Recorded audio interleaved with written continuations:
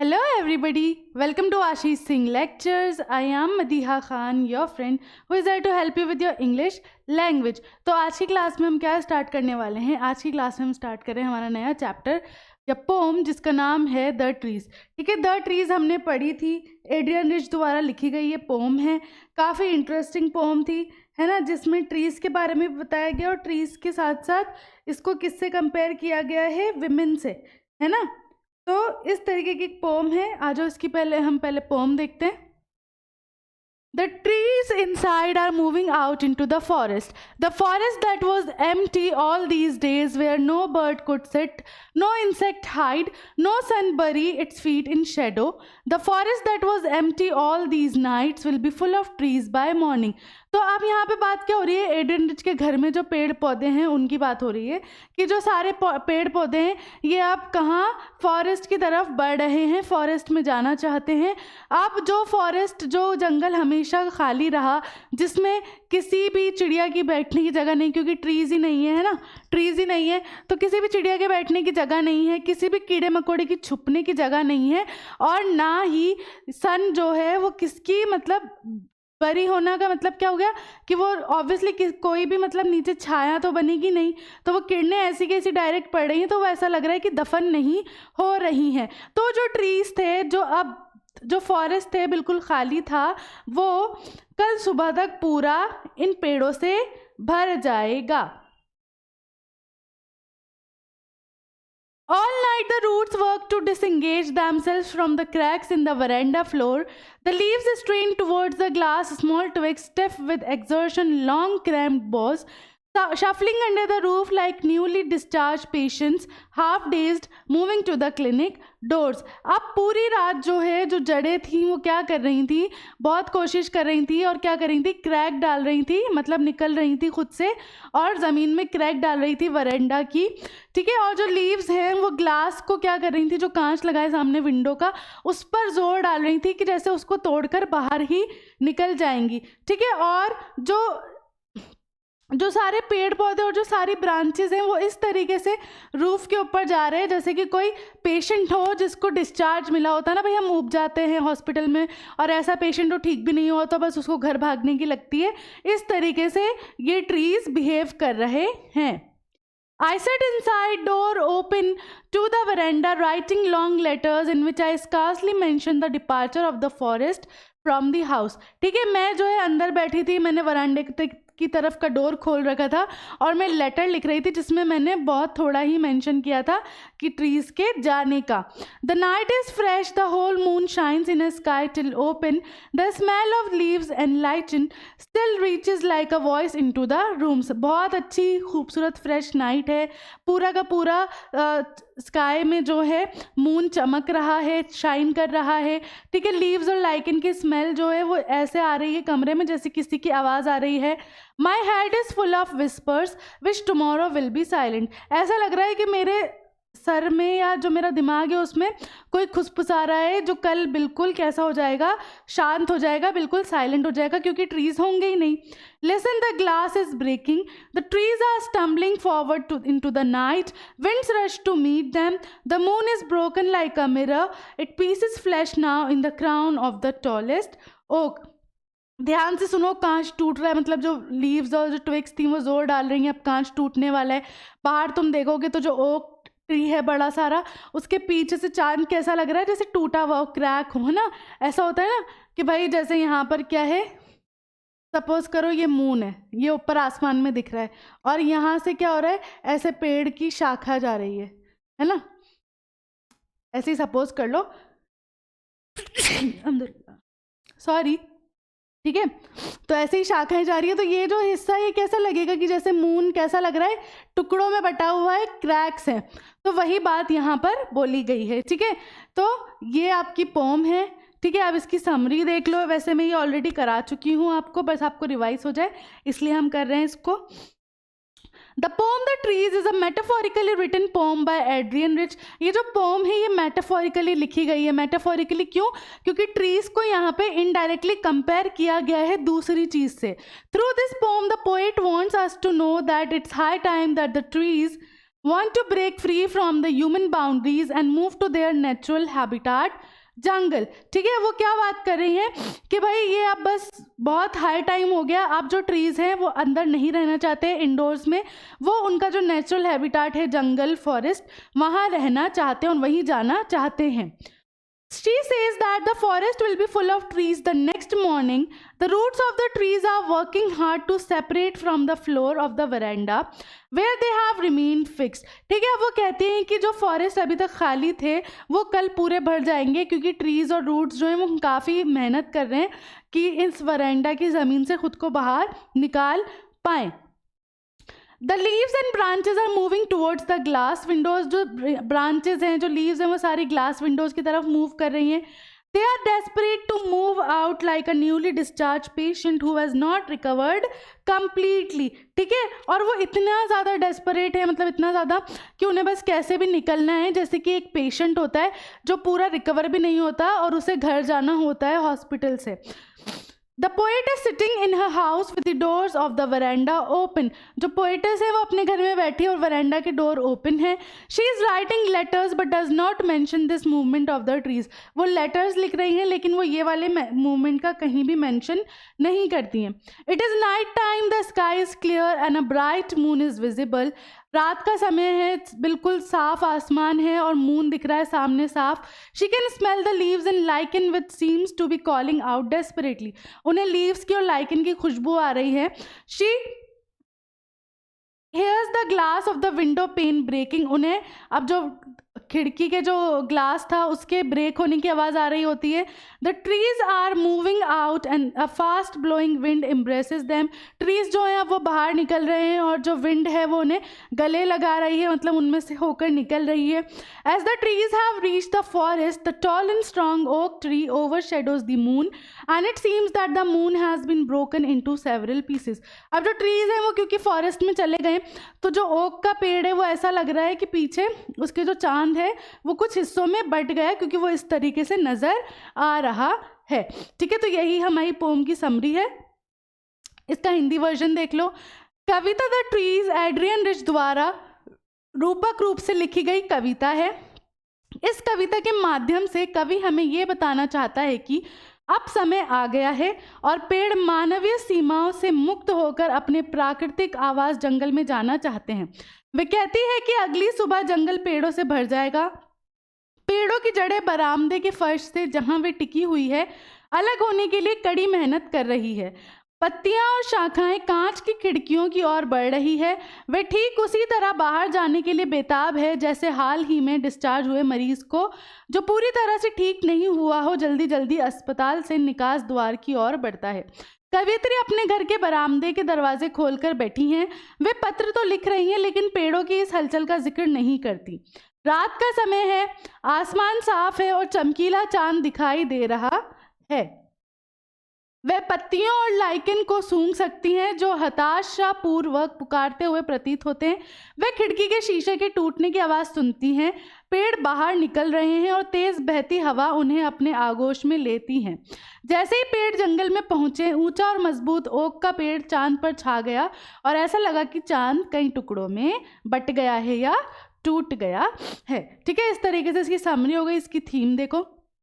The poem The Trees by Adrian Rich is a metaphor which compares the trees to women. ठीक है, तो basically यहाँ पे theme क्या है कि एक मेटाफोरिकल पोम थी। जो मेटाफोर यहाँ पे ट्रीज किसका मेटाफोर है, किससे इनडायरेक्टली कंपेयर किया गया है ट्रीज को, औरतों से।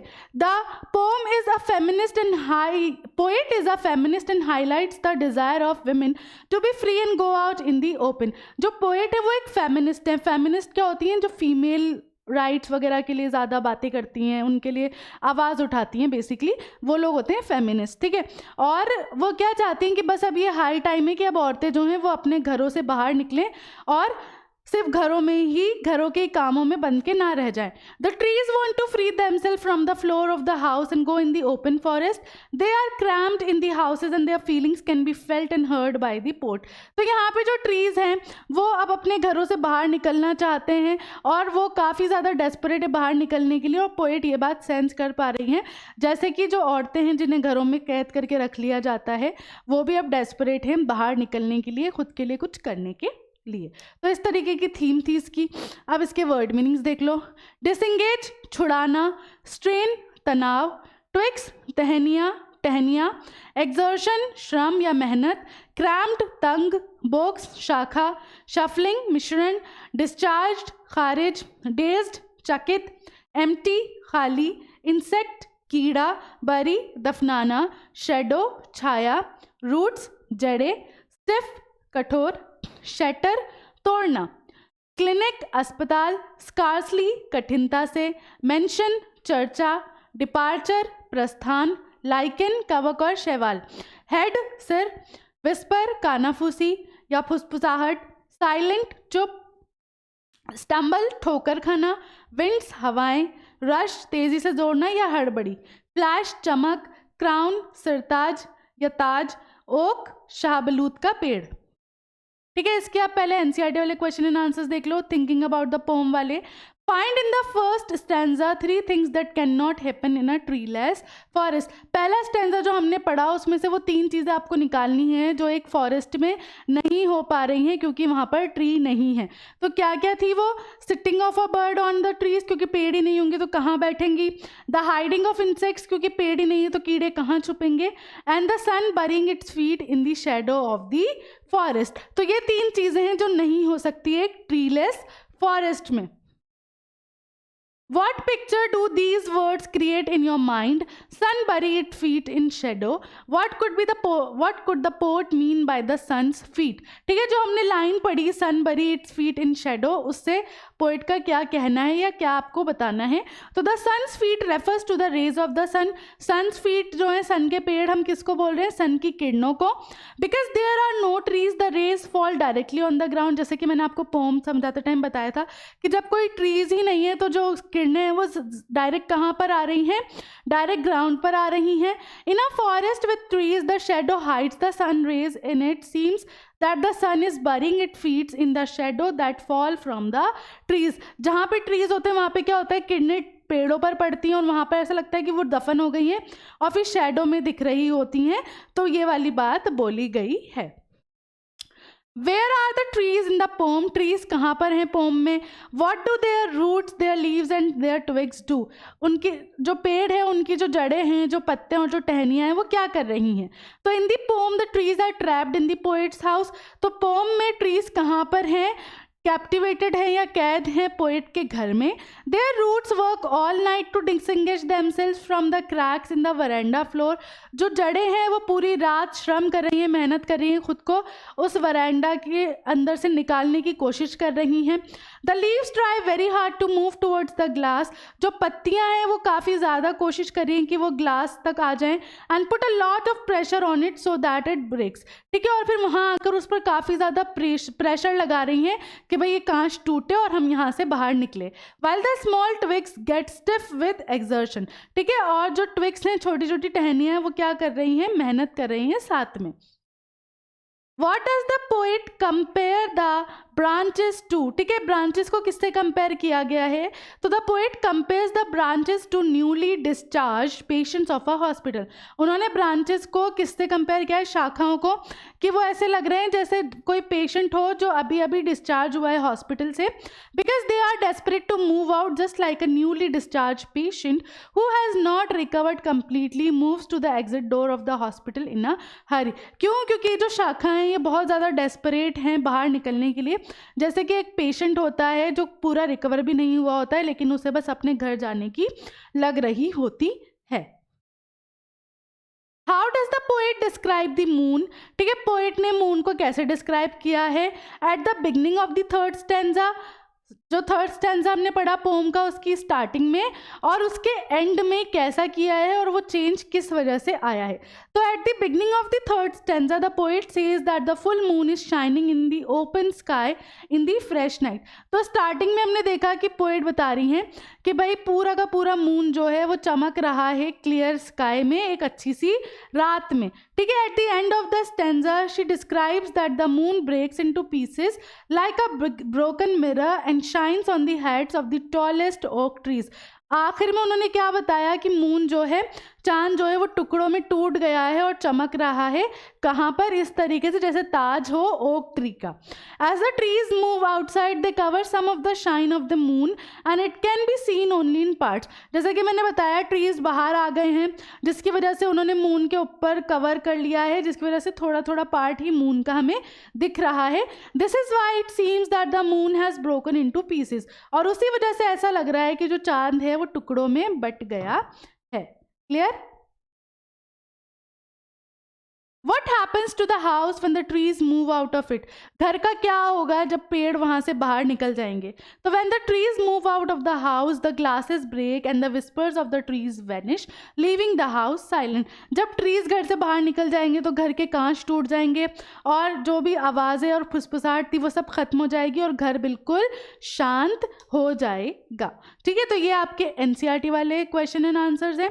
इसका एक और है आई गेस, हाँ ये 2 बार आ गया है ना, ठीक है। Now that you have read the poem in detail we can begin to ask what the poem might mean.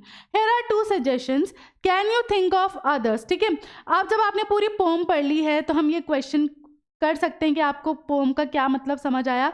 तो 2 सजेशंस हैं, इसके अलावा आपको कोई दूसरा सजेशन मिलता है तो आप वो बताएं। तो पहला सजेशन ये है कि does the pome presents a conflict between man and nature, compare it with a tiger in the zoo. Is the poet suggesting that plants and trees used for interior decoration in cities while forests are cut down are imprisoned and need to break out? ठीक है, आपको क्या करना है पहले तो कि ये बताना है कि भाई टाइगर इन द जू से इसको कंपेयर करना है। टाइगर इन द जू में भी क्या था, एक टाइगर को उसके नेचुरल हैबिटाट से मैन मेड हैबिटाट में या केज में उसको कैद कर दिया था। ठीक है, और यहाँ पे दूसरी बात क्या पोएट ये सजेस्ट कर रहे हैं कि जो प्लांट्स और ट्रीज हैं वो इंटीरियर डेकोरेशन के लिए यूज किए जा रहे हैं और घर में, और बाहर जो जंगल है उन्हें काटा जा रहा है। तो yes the pome presents a conflict between man and nature. तो डेफिनेटली यहाँ पे एक कॉन्फ्लिक्ट है मैन और नेचर के बीच में। While nature is more free and unbounded, man prefers to live in bounded spaces and also wants to curb nature. ठीक है, ऑब्वियसली हम कहाँ सिक्योर फील करते हैं, एक घर में, एक बाउंड्री में, है ना। और नेचर कैसा है, बाउंडलेस है। तो हम क्या करते हैं, खुद को तो करके रखा ही है हमने कैप्टिवेटेड, ऐसे हम नेचर को भी खुद के साथ क्या करते हैं, बाउंड्री में ले आते हैं। ठीक है, अब इसके आगे का we can use plants for interior decoration. ठीक है, ये इसके आगे मेरे से यहाँ गलती से लग गया है, आपका आंसर यहाँ से कंटिन्यू चल रहा है। ठीक है, we uses plant for interior decoration of houses, cut trees to make a house for himself. ठीक है, यहाँ पे हम मैन की बात कर रहे हैं, ये भी आप काटोगे, यहाँ से आपका आंसर आगे कंटिन्यू हो रहा है। मैन की बात हो रही है तो वो क्या कर रहा है, प्लांट्स को इंटीरियर डेकोरेशन के लिए यूज़ कर रहा है अपने घर में, और बाहर जो है ट्रीज काट रहा है घर बनाने के लिए, एनिमल्स को मार रहा है फूड के लिए और other purposes and cages them in zoos, और उन्हें जू में केज करके रख रहे हैं। In all these ways man curbs nature and denies plants and animals the freedom in which they should live. इससे क्या हो रहा है कि भाई वो सारे जो भी नेचर है उसको भी क्या कर रहा है, बांध के रख रहा है ना, और उनकी जो फ्रीडम है वो ख़त्म कर रखी है।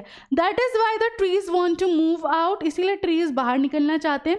Similarly, in the poem A Tiger in the Zoo, the poet shows that animals feel bounded by cages and they want to get free and run wild in the open. और वैसे अगर हम टाइगर इन द जू की बात करें तो उसमें हमने देखा कि जो एनिमल्स हैं वो भी कैप्टिवेटेड होके नहीं रहना चाहते, उन्हें अपने हैबिटाट में ओपनली रहना है, घूमना है और अपनी फ्रीडम चाहिए। ठीक है, तो इस तरीके से आप आंसर लिखना है आपको।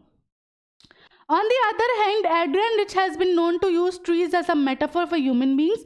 This is a recurrent image in her poetry. What new meanings emerge from the poem if you take its trees to be symbolic to this particular meaning? ठीक है, दूसरी तरफ एड्रियन रिच जो है वो मोस्टली ट्रीज वगैरह को कैसे एक मेटाफोर की तरह यूज़ करती है ह्यूमन बींग्स के लिए, तो उससे क्या मीनिंग निकल कर आ रहा है आपको वो बताना है। तो if trees are symbolic of human beings then it could be said that humans too want to break away from the shackles of the busy and selfish lives they lead. ठीक है, अगर यहाँ पे ट्रीज को हम human being का symbol मान रहे हैं तो इससे ये पता चल रहा है कि जो ह्यूमन बींग्स हैं वो भी परेशान हैं और बाहर निकलना चाहते हैं अपनी लाइफ से जो इतनी बिजी है, इतनी सेल्फिश है। They keep striving hard in their routines as they feel crammed under the roofs of their homes and offices.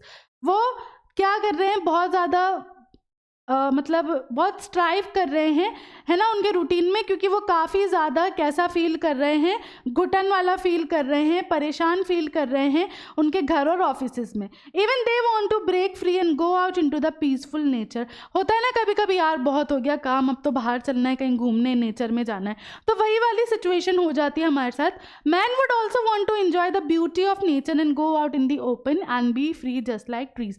Man भी चाहता है, इंसान भी चाहता है एंजॉय करना नेचर को, और उसमें बाहर जाना चाहता है और फ्री होना चाहता है, जैसे कि ये पेड़ चाहते थे पोम में। तो इस तरीके से आप दोनों का आंसर देखना है आपको। अगर आपको उसको ट्रीज से ही कंपेयर करना है या फिर नेचर से कंपेयर करना है तो पहला वाला आंसर होगा। अगर हम यहाँ ह्यूमन बीइंग से कंपेयर कर रहे हैं तो ये वाला आंसर होगा। क्लियर? चलो अब इसके PYQs देख लो। PYQs में एक्सट्रैक्ट बेस है पहला। यहाँ पे आपको पोम का पैराग्राफ दिया है। The trees inside are moving out into the forest that was empty all these days, where no bird could sit, no insect hide, no sun bury its feet in shadow. तो पहला जो paragraph था वही दिया हुआ है यहाँ पर। विच 3 things can not happen in a treeless forest. अभी हमारा NCERT का पहला क्वेश्चन जो था वही यहाँ पे आपको आंसर देना है।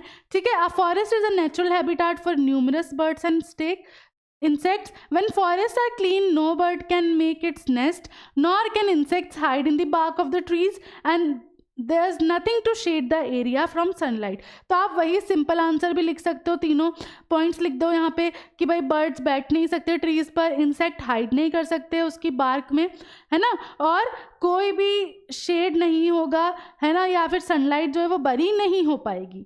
Why was the forest empty? Forest खाली क्यों थे?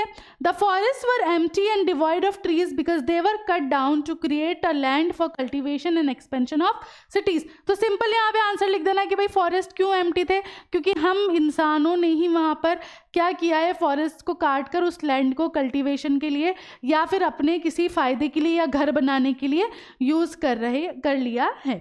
Which word here means hide from view. ठीक है, हाइड फ्रॉम व्यू का कौन सा इसमें से वर्ड आपको मिलता है? वो मिलता है आपको बरी, है ना। जैसे कि भाई क्या होता है कि सनलाइट जो है वो गिर रही है, तो जब तक वो गिर रही है तब तक हमें दिख रही है। जैसे वो किसी चीज़ में चले जाती है, ट्रीज वगैरह में, तो वो हाइड हो जाती है। इसलिए यहाँ पे बरी और हाइड को सेम माना गया है। Name the poem and the poet. Poem का नाम है द ट्रीज, पोएट का नाम है एड्रियन रिच, इसीलिए पोएट्स इंपॉर्टेंट होते हैं क्योंकि आ जाते हैं। नेक्स्ट देखो, the leaves strain toward the glass, small twigs stiff with exertion, long cramped boughs shuffling under the roof like newly discharge patients, half dazed moving to the clinic doors. अगला paragraph है ये। Why do the leaves strain towards the glass. जो leaves हैं वो क्यों glass की तरफ pressure लगा रही हैं? The leaves strain towards the glass to escape their captivity, ताकि वो वहाँ से निकल सकें, भाग सकें। What are branches compare to. Branches को किससे कंपेयर किया गया है? ब्रांचेस को किससे? पेशेंट से कंपेयर किया गया है। What is the figure of speech like newly discharge patient. जब भी लाइक या एज आता है तो आपको ध्यान रख लेना है कि वो क्या होता है, सिमिली होता है। तो यहाँ पे कौन सा फिगर ऑफ स्पीच यूज हुआ है? Simile. Which word means the same as leaves. Leaves को यहाँ पर कौन से सेम वर्ड से कंपेयर किया गया है? ट्विग से। ठीक है, ट्विग से किया गया है। My head is full of whisper which tomorrow will be silent. Listen, the glass is breaking, the trees are stumbling forward into the night. Winds rush to meet them, the moon is broken like a mirror. Its pieces flesh now in the crown of the tallest oak. Last paragraph था। Why would the whispers be silent tomorrow? कल जो है क्यों कोई फुसफुसाहट नहीं होगी? The whispers will be silent because the trees will move out to the forest. क्योंकि जो ट्रीज हैं वो बाहर जंगल में चले जाएंगे तो घर बिल्कुल शांत हो जाएगा। Why are the trees stumbling? Trees जो हैं वो स्टम्बल क्यों कर रहे हैं, लड़खड़ा क्यों रहे हैं? The trees are stumbling because they hurry to move outside after breaking the glass, क्योंकि उन्हें बहुत जल्दी है बाहर जाने की और इसलिए स्टम्बलिंग हो रही है। Which word in the stanza means the same as quiet. Quiet का आपको सिनोनिम कौन सा दिख रहा है यहाँ पर? Silent. Which poetic device has been used in the 6th line of the stanza. देखो 6th लाइन कौन सी है यहाँ पर? The moon is broken like a mirror, वही सेम लाइक आ रहा है, डायरेक्टली कंपेयर किया जा रहा है तो सिमिली है, तो सिमिली लिख देना है। What is the significance of oak trees. Oak tree की महत्वता क्या है? The oak is cherished across the world as a symbol of wisdom, strength and endurance. ठीक है, ओक जो है उसको क्या माना जाता है? नॉलेज का, स्ट्रेंथ का और सहन शक्ति का सिंबल माना जाता है। तो इस तरीके से आपको आंसर करने हैं जब एक्सट्रैक्ट बेस आ जाए तो, ठीक है। लास्ट 5 ईयर्स में 3 आए हुए हैं इसके। चलो अब इसके एमसीक्यू देखो। What is the poet's doing? Poet's क्या कर रही थी? ट्रीज देख रही थी, लेटर्स लिख रही थी, वीडिंग कर रही थी, या डिफॉरेस्टेशन के बारे में चिंतित थी? तो वो क्या कर रही थी? लेटर्स लिख रही थी। Choose the correct option that mentions the correct poetic device against the correct example. इसमें से कौन सा सही है एग्जाम्पल वो आपको देखना है। Simile, long cramped box, metaphor like newly discharge patients. तो देखो मेटाफॉर तो नहीं हो सकता क्योंकि लाइक आ रहा है ना। लाइक अगर यहाँ सिमिली होता तो सही होता, मेटाफॉर में कभी भी डायरेक्टली तो हमने नहीं देखा है comparison. Personification, small toes stiff with exertion like new discharge trees. तो देखो ये वाला सही है क्योंकि यहाँ पे टोएक्स को क्या किया है, इंसान की तरह कंपेयर किया कि भाई वो अकड़ गए हैं, स्टिफ हो गए हैं मेहनत कर कर। और यहाँ पर सिमिली भी सही आ रहा है, like new discharge patients directly compare किया गया है। तो भाई ये वाला जो है ऑप्शन करेक्ट है। उसके अलावा refrain, under the roof bar bar use नहीं हुआ है तो रिफ्रेन नहीं है। Leaves strain towards the glass, यहाँ पर कुछ सिमिली नहीं हुआ है तो ये भी नहीं है। पर्सोनिफिकेशन लाइक न्यू, नहीं पर्सोनिफिकेशन नहीं होता, जब भी हम कंपेयर करते हैं सिमिली होता है। और रेफरेन हाफ डेज मूविंग नहीं है। तो कौन सा वाला करेक्ट है?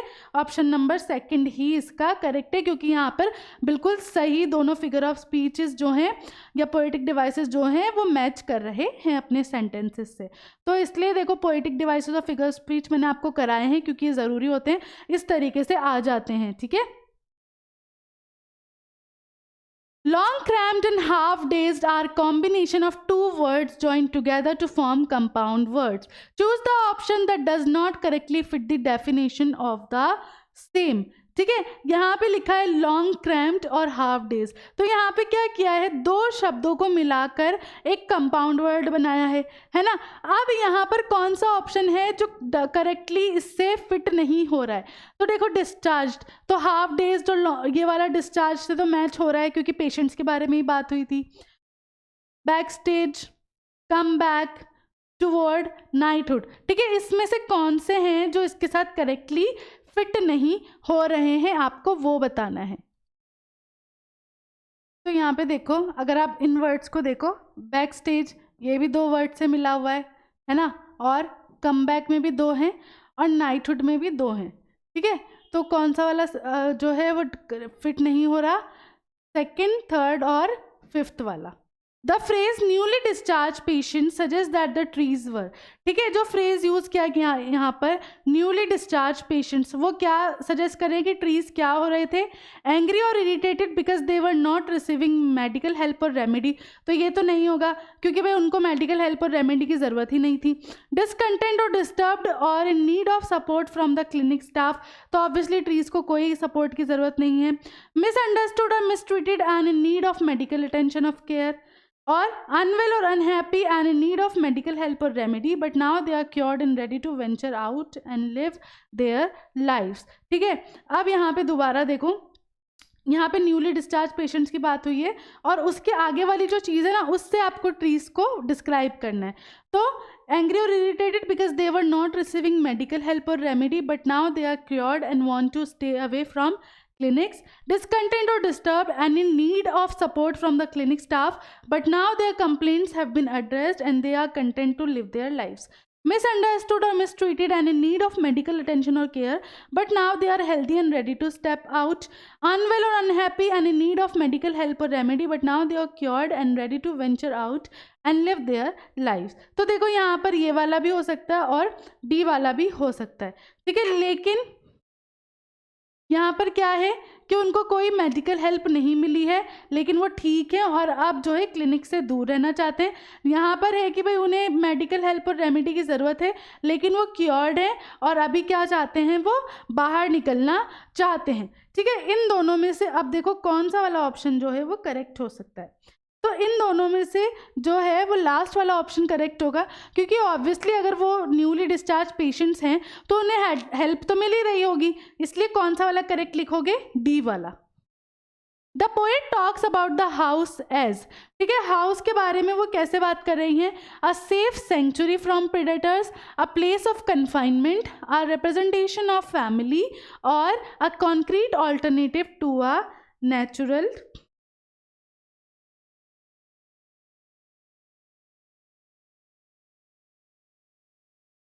हाँ natural on.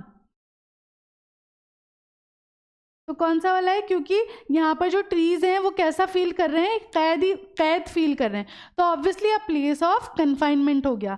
In the line the night is fresh the whole moon shines in a sky till open, the poet uses to the indefinite article for sky instead of the definite one. This is so because the poet is referring to, देखो यहाँ पर क्या होता है, जब भी हम sky और ये वाले वर्ड्स यूज़ करते हैं तो हम डेफिनेट वाले यूज़ करते हैं आर्टिकल्स, है ना, मतलब दा वगैरह यूज़ करते हैं। तो यहाँ पे उन्होंने अ क्यों यूज़ किया है, क्यों यूज़ किया है, क्योंकि वो क्या बताना चाह रही थी इससे, वो क्या बताना चाह रही थी, क्या वो ये बताना चाह रही थी कि जो सीलिंग है of the veranda as a sky versus a door kept open being the sky, ठीक है, यहाँ पर वो वरेंडा को क्या एक स्काई की तरह रेफर कर रही थी, या फिर some part of the sky still left open for the women to explore away from limitations set by patriarchal norms, या फिर वो यहाँ पर विमेन से कंपेयर करके बात कर रही थी कि अभी भी थोड़ा हिस्सा उनके लिए बचा है ना, जो वो लिमिटेशन से दूर हटकर कर सकती हैं एक्सप्लोर, या फिर opportunities symbolized by an open sky outside can be utilized by a single woman, तो ऑब्वियसली वो सिंगल वुमन की बात तो नहीं कर रही हैं। The portion of the sky bathed in moonlight versus the part of is still dark, तो यहाँ पर वो किससे बात कर रही हैं कि अभी भी कुछ स्काई का हिस्सा है जो ओपन है, जो विमेन एक्सप्लोर कर सकती हैं। Choose the option that does not state the meaning of the underlined word I scarcely mention, ठीक है, अब यहाँ पे आपको बोला गया है जो बिल्कुल उसका करेक्ट मीनिंग ना दे वैसा वर्ड, ठीक है, तो स्कार्सली मेंशन, तो स्कार्सली मेंशन का यहाँ पे क्या हो गया, tactfully. The word box mean, ठीक है, बॉक्स का मतलब क्या होता है, शाखाएं, ब्रांचेस, जो अभी हमने वर्ड मीनिंग में देखा था। What does the poetess not mention in the letters, poetess क्या चीज़ नहीं मेंशन करती है लेटर में, departure of the forest from the house. What do the roots do all night, वो क्या कर रही थी, try to free themselves, try to respire, try to appear long, या नन ऑफ द अबव, तो वो क्या कर रही थी, खुद को फ्री करने की कोशिश कर रही थी। अब यहाँ पे इसके क्वेश्चन एंड आंसर्स देख लो। In the poem the trees the poet compares the trees to newly discharge patients, highlight any two reasons for the same, तो हमने जो पोम पढ़ी उसमें पोएट ट्रीज को किससे कंपेयर कर रही हैं, न्यूली डिस्चार्ज पेशेंट से, तो दो रीजंस आपको देने हैं, तो दो रीजंस क्या क्या हैं आपके, The trees were exerted like patients due to their effort that they had to put in order to be freed from the house. क्यों, क्योंकि भाई जो ट्रीज है वो थक गए थे एफर्ट लगा लगा के खुद को फ्री करने की वजह से, इसलिए वो ऐसे लग रहे थे कि वो जो हैं डिस्चार्ज पेशेंट्स हैं। The process of moving out was tedious for the trees. Support this statement with reference to the poem. तो every part of the confined trees rises in revolt and struggles hard to free itself. अब जो भी trees जो कैद थे वो सारे क्या कर रहे थे, संघर्ष कर रहे थे, मेहनत कर रहे थे खुद को फ्री कराने का। The roots and leaves struggle to come out of the glass. जो roots थी, leaves क्या कोशिश कर रही थी कि वो कांच तोड़कर बाहर आ जाएं। Small twigs become hard due to overwork. जो छोटी छोटी टहनियाँ थी वो काफ़ी कड़क हो गई थी मेहनत कर करके। And the long cramped box are trying to break open the roof. और जो बड़ी बड़ी शाखाएं थी जो बहुत ज़्यादा परेशान थी अब बाहर निकलने के लिए, वो ऐसा लग रहा था कि छत ही तोड़ देंगी। So moving out is tedious for trees. The trees have been shown to have human qualities in the poem. Justify the statement with any two instances from the text. Trees को क्या करा गया है यहाँ पर, ह्यूमन क्वालिटीज़ दी हैं, मतलब personification use हुआ है, तो कोई भी दो इंस्टांस आपको बताने हैं। तो the trees have shown some human qualities in the poem. The way they struggle to get themself free from the boundary of the house is similar to the struggle of the oppressed people who are deprived of their freedom. तो जिस तरीके से वो संघर्ष कर रहे थे बाहर आने के लिए, वो बिल्कुल वैसा ही लग रहा था जैसे कोई परेशान व्यक्ति किसी कैद से बाहर आने के लिए संघर्ष करता है। Similarly, the trees did not give up when enslaved and were determined like humans to get freedom. वैसे ही ट्रीज जो हैं वो गिव अप नहीं कर रहे थे, है ना, जब वो बेचारे कैद थे वो बिल्कुल लगे हुए थे और मेहनत कर रहे थे अपनी फ्रीडम पाने के लिए, जैसे इंसान करते हैं. Humans too fight till the end and finally win. ठीक है, और ह्यूमंस भी पूरी आखिर तक लड़ाई लड़ते हैं और फिर जीतते भी हैं. The poet symbolizes women as forest not trees. What does this suggest? जो पोएट है उसने वुमेन को फॉरेस्ट की तरह सिंबलाइज किया है, ना कि ट्रीज की तरह. इससे आपको क्या पता चल रहा है? It is shown in the poem that nature represented by trees and forest is struggling like women to escape itself from the onslaughts of man to destroy it. ठीक है, यहाँ पे पोम में हमें दिख रहा है कि जो नेचर है जिसको ट्रीज और फॉरेस्ट से रिप्रेजेंट किया गया है वो औरतों की तरह जो है क्या कर रहा है, स्ट्रगल कर रहा है कि वो जो है मेल डोमिनेंसी से बाहर निकले, बच सके. The victorious march of the trees is a message of hope that nature can't be tamed or subdued by the arrogance of man. ठीक है, तो ये जो यहाँ पर संघर्ष हो रहा था इन ट्रीज का, वो क्या थी? एक तरीके की आशा थी और एक तरीके का मैसेज था कि भाई जो नेचर है वो कभी भी अपने घुटने नहीं टेकेगा इन इंसानों के आगे.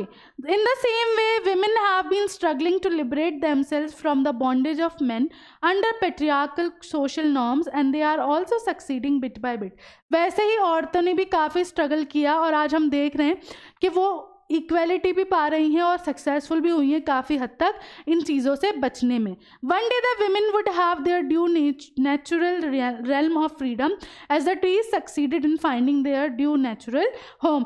जैसे इन ट्रीज़ ने अपना नेचुरल हैबिटेट पाया, ये सक्सेसफुल हुए, वैसे एक दिन औरतें भी इस चीज़ में सक्सेसफुल होंगी और अपना रेल्म पालेंगी. रेल्म दुनिया है ना, अलग चीज़. What message does Adrienne Rich want to convey through the poem The Trees? क्या मैसेज देना चाहती थी एड्रियन रिच इस पोम से, आपको वो लिखना है. तो in the poem the trees the poet Adrienne Rich subtly gives the message about the importance of trees for everyone. यहाँ पे वो आपको ये मैसेज देना चाहती थी कि ट्रीज कितने ज़रूरी हैं हम सबके लिए. Without trees the birds would not get a place to sit, insects would have no place to hide and the sun would not bury its feet in shadow. अगर ट्रीज नहीं होंगे तो बर्ड्स को बैठने की जगह नहीं होगी, इंसेक्ट छुप नहीं पाएंगे और सन जो है वो परछाइयाँ क्रिएट नहीं कर पाएगा. We enjoy looking at the saplings as they beautify our surroundings but slowly as the sapling grow into the trees they spread their roots their branches and leaves and seem to yearn to go outside where they can live and grow without any restriction. जब एक छोटा सा पौधा होता है तो हमें काफ़ी प्यारा और क्यूट लग रहा होता है, बट जब वो धीरे धीरे ग्रो करता है तो ऐसा लगता है कि जब ट्रीज है वो अपने हाथ फैला रहा है और अब जो है वो बाहर निकलना चाहता है. The trees are however welcomed into nature by strong winds and the moon. Trees का वेलकम कौन करता है? जो हवाएं चलती हैं वो और चांद. The author here by emphasizes that the trees need to be kept alive by not imprisoning them inside the house for the mere reason that they look beautiful indoors. ठीक है, यहाँ पे जो मैसेज है वो यही है कि भाई ट्रीज जो है उनको हमें घरों में इस तरीके से नहीं रखना चाहिए, उन्हें नेचुरल हैबिटेट में रखना चाहिए और ना ही उन्हें नेचुरल हैबिटेट से हमें काटना चाहिए, मतलब डिफॉरेस्टेशन करना चाहिए. जस्ट बिकॉज वो घर में सुंदर लग रहे हैं इसका ये मतलब नहीं है कि हम उन्हें घर में कैद करके रख लें. Sometimes moving out of a comfort space is extremely important for maturation and growth. कभी कभी अपने कंफर्ट जोन से बाहर निकलना काफ़ी ज़्यादा ज़रूरी होता है ग्रोथ और मैचुरेशन के लिए, मतलब मेच्योर होने के लिए. Point out how Wanda Petronski moving into a big city was similar to the movement of the trees. ठीक है, यहाँ पे आपको क्या करना है, वांडा पेट्रोन्स्की को कंपेयर करना है कि वो जब बड़े शहर में गई है ना, वो कैसे इन ट्रीज के मूवमेंट से क्या है, सिमिलर है. ठीक है, 100 ड्रेसेस वाला जो चैप्टर था हमारा जो इस बार हट गया, ये उसका क्वेश्चन है. इन the poem the trees were deprived of there comfort zone of being into the forest. ठीक है, पोम में हमने देखा कि जो ट्रीज हैं वो बेचारे अपने कंफर्ट जोन में नहीं हैं क्योंकि वो फॉरेस्ट में नहीं है. After their freedom was snatched away by man they were helpless in the confines of a house. जब उनकी फ्रीडम छीन ली गई हमारे द्वारा तो वो बेचारे हमारे घरों में कैद होकर रह गए. However, this movement of the trees out of their comfort zone made them truly determined and strong. लेकिन इस चीज़ ने जो इन्हें comfort zone से इन्हें बाहर निकाला गया, उस चीज़ ने उन्हें strong बनाया है ना, determined बनाया. In captivity, they struggled too hard to get out of the house and return to their natural habitat. They finally became free as a result of their efforts. अपनी मेहनत से, अपने संघर्ष से वो finally free हुए और वापस अपने natural habitat में जा पाए. Similarly, Wanda became extremely strong and outspoken as soon as she moved out to a big city. Earlier in the school, Wanda was made fun of because of her dull dress and different name. वैसे ही जब Wanda बड़ी city में गई तो उसको भी जो है अपने कंफर्ट जोन से बाहर निकलना पड़ा और उसने भी काफ़ी ज़्यादा वो स्ट्रांग हुई, क्योंकि पहले उसको क्या किया जाता था, स्कूल में उसका मजाक उड़ाया जाता था उसके फीके रंग की ड्रेस की वजह से, और वही ड्रेस बार बार पहनने से, और उसको डिफरेंट नेम देते थे. She kept quiet as she was an introvert. She was also embarrassed by the bullying that she had to go through in the school. However, when she moved to a big city, no one made fun of her different name. This enhanced her self-confidence and she became outspoken, a face clear from the letters she wrote to her previous class teacher, Miss Mason. ठीक है. अब Wanda के साथ क्या होता था, यहाँ पर उसके नाम को, क्योंकि उसका नाम अलग सा था, यूनिक सा था, तो उसका मजाक उड़ाया जाता था. लेकिन जब वो बड़े शहर में गई, वहाँ किसी को फ़र्क ही नहीं पड़ा उसके नाम से, तो उसके अंदर भी एक सेल्फ कॉन्फिडेंस आया जो उसके लेटर्स में साफ दिखता था. तो इस तरीके से कंपेयर करके आपको लिखना है. और इसी के साथ आज की जो क्लास है वो हम यहाँ फिनिश करते हैं. मिलते हैं नेक्स्ट क्लास में. तब तक के लिए this is Madiha Khan signing off right now. Bye bye and have a nice day.